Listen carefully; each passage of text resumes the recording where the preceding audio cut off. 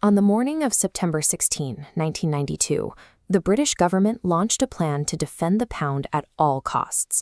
By midnight that same day, the plan had completely failed. The UK had spent roughly £27 billion of taxpayer money in a single afternoon and lost. The man on the other side of that trade earned $1 billion in profit in less than 24 hours. His name is George Soros, a hedge fund manager who bet that the economic theories of every major government in Europe were wrong. Soros was betting against the European Exchange Rate Mechanism, or ERM. This was a political project designed as a precursor to a single European currency, intended to stabilize trade by linking different nations' money. This diagram shows how the system functioned. Member countries kept their currencies trading within fixed bands against one another. If a currency moved outside its permitted band, the government was legally obligated to intervene, buying its own currency to push the price back up. Because the ERM was a political project, its survival depended on the political will of its members rather than market reality. Soros recognized that this made the entire system vulnerable. Britain joined the ERM under Prime Minister John Major at a rate of 2.95 Deutschmarks to the pound. Many economists argued this rate was too high, making British exports expensive and forcing the country to keep interest rates elevated to attract investors. This created an internal crisis. The UK was in a recession.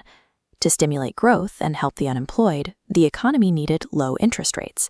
But to stay in the ERM, the government had to keep rates high. The economic pressure dramatically increased because of German reunification. The Bundesbank raised German interest rates to control inflation from reunification spending, which forced the UK to keep its own rates high to match them, regardless of the domestic recession. Britain was trying to do two things that were, in 1992, impossible to do simultaneously. Soros understood the implication. A government that cannot satisfy both its currency commitment and its domestic needs will eventually be forced to choose between them. When that choice becomes inevitable, the market bets against the currency commitment. Soros's strategy was built on a concept he called reflexivity. He argued that market perceptions don't just reflect reality, they shape it. In the context of the ERM, if traders perceive a currency as overvalued and hard to defend, they will attack it. This selling pressure makes the currency even harder to defend, which increases the perception of weakness. The belief becomes self-fulfilling. By the summer of 1992, Soros's quantum fund had built a $10 billion short position against the pound. This was more than the entire fund managed in assets, meaning Soros used borrowed money to amplify his bet. To short the currency, Soros borrowed pounds and sold them immediately for Deutschmarks. If the pound's value fell, he could buy the pounds back at a lower price, return them to the lenders, and pocket the difference. A $10 billion position gave Soros the ability to influence the market itself. It was a financial force capable of breaking the Bank of England's ability to intervene. On the morning of September 16th, the selling pressure was overwhelming. Currency traders across the world were dumping pounds, and the Bank of England was buying them as fast as it could. At 7:30 a.m., the bank bought £1 billion in a single hour. The price barely moved. At 9 a.m., the government raised interest rates from 10% to 12% to make holding pounds attractive, but the value kept falling. At 2:15 p.m., they announced a second unprecedented hike to 15%. The selling did not stop. At 7 p.m., the British government surrendered and suspended its membership in the ERM. The pound was allowed to float freely and immediately fell 15% against the Deutschmark. The Bank of England was outmatched. The daily volume of global currency trading had reached $1 trillion, while the bank's reserves were only a fraction of that. Black Wednesday proved that the collective judgment of the market can overpower the sovereign will of a G7 nation.